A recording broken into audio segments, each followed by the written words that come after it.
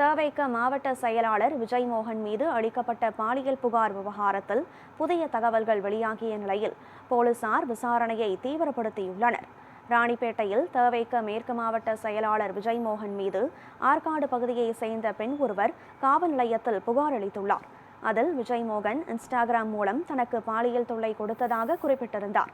இந்த புகாரின் அடிப்படையில் போலீசார் வழக்கு பதிவு செய்து விசாரணை மேற்கொண்டு வந்த நிலையில் சமூக வலைதளங்களில் இந்த வழக்கு தொடர்பாக பல்வேறு தகவல்கள் மற்றும் வீடியோக்கள் வெளியாகி பரபரப்பை ஏற்படுத்தியுள்ளன. குறிப்பாக அந்த பெண் தன்னிடம் பணம் பறிப்பில் ஈடுபட்டதோடு தொடர்ந்து பல ஆண்களையும் ஏமாற்றி வருவதாக நபர் ஒருவர் வெளியிட்ட வீடியோ சமூக வலைதளங்களில் வைரலாக பரவி வருகிறது. இந்த வழக்கில் புதிய தகவல்கள் வெளியாகிய நிலையில் போலீசார் விசாரணையை தீவிரப்படுத்தியுள்ளனர்.